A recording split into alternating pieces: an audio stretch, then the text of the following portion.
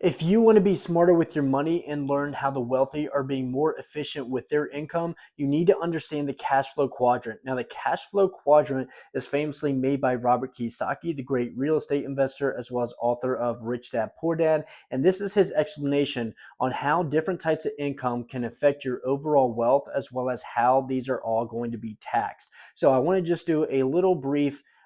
breakdown on how the four quadrants are going to overall affect your cash flow and then ultimately your financial wealth. So he puts in the four quadrants for employees, small business owners, big business owners, as well as investors. Now, on the left hand side, he divides these in between, grouping these two together. Now, with employees as well as small business owners, this is where most of the people are going to fall in between these two quadrants. Now, unfortunately, there's going to be more taxes associated with these two type of quadrants.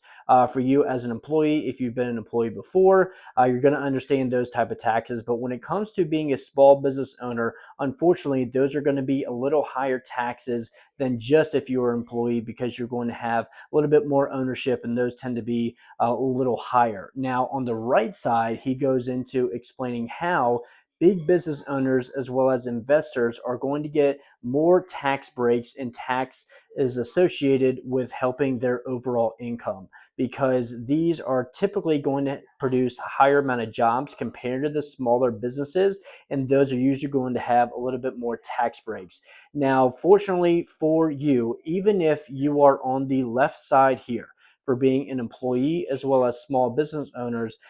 if you do not want to be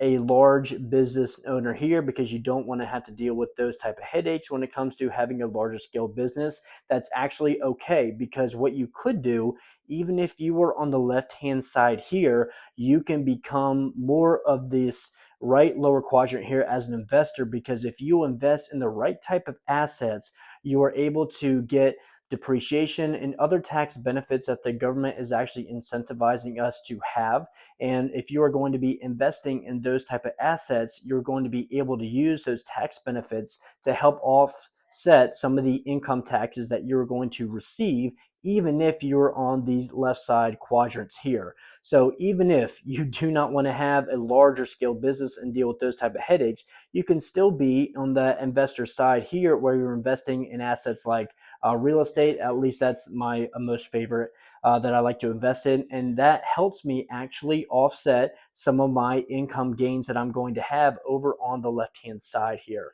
So this is going to really be beneficial for you in understanding how certain taxation and how income is going to be taxed, so you understand more on how to be more efficient with the types of income that you're going to get.